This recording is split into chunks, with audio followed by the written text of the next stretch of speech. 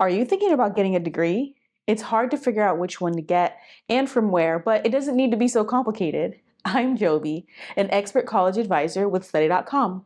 In this video, I'll give you tips on different types of schools, multiple ways to earn credit, and oh yeah, I'll share how you can save tens of thousands of dollars earning your degree. How does that sound?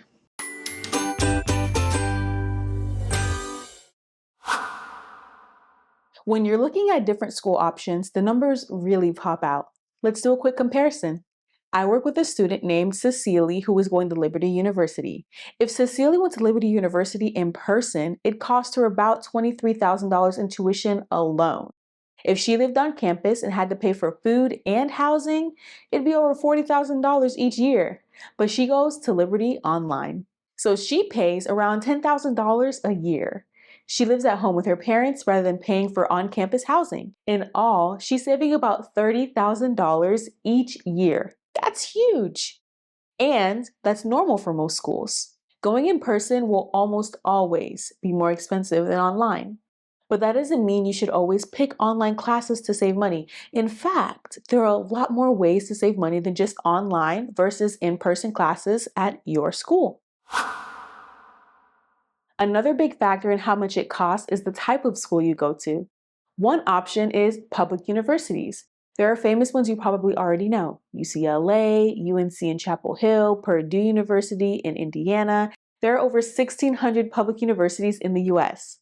These schools receive funding from state taxpayers and other government agencies. There are a few key advantages of public schools.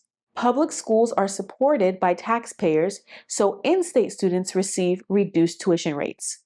Many public universities are large with vibrant campus life and enrollments in the tens of thousands. Large public schools often boast hundreds of degree programs and specializations. But remember, these pieces apply both ways. If you're considering out-of-state schools, want small class sizes, or want a specialized degree, public schools may not be your best option. If that's you, consider if a private school is better suited for your needs.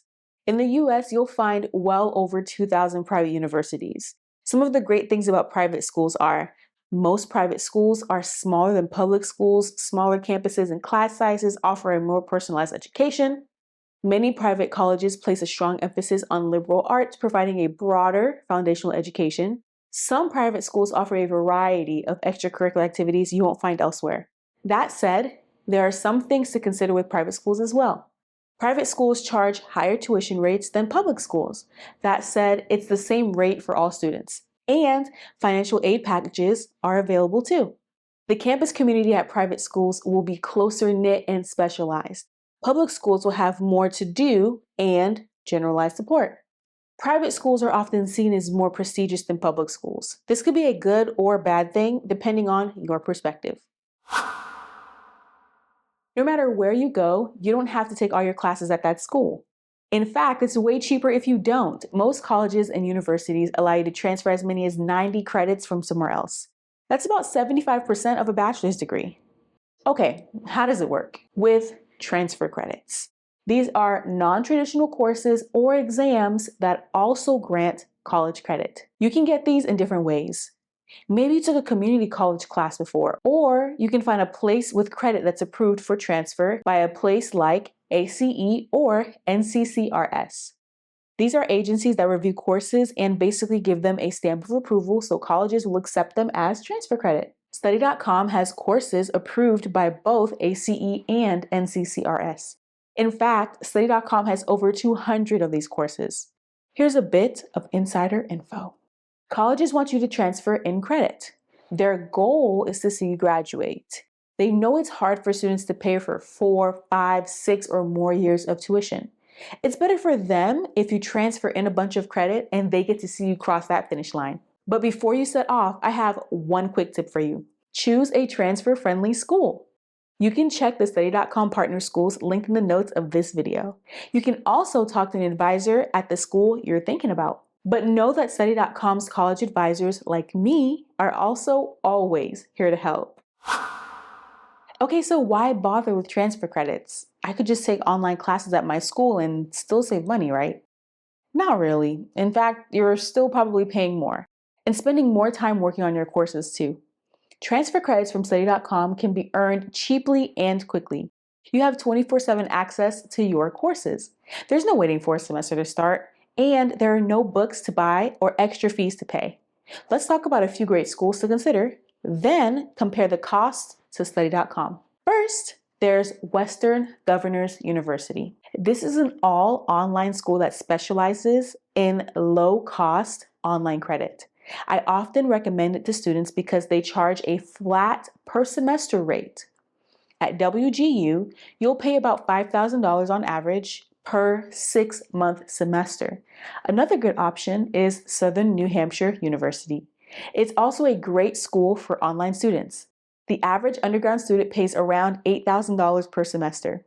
Heard of the University of Phoenix? One semester there can cost about $10,000. Let's see how study.com compares. At study.com, you'll actually only pay $235 each month, and that's month by month. You can pause or cancel anytime. These three schools are all options I recommend to my students, but I recommend they combine them with as much study.com credit as possible. These three schools are considered some of the more affordable ones out there, and yet you'd save as much as $9,000 each semester by earning transfer credit on study.com. That's a big difference. I know that's a lot to keep track of, but when you pull all this information together, you'll see the entire picture comes together much more clearly. Let's review what that could look like for you. Consider online or in person.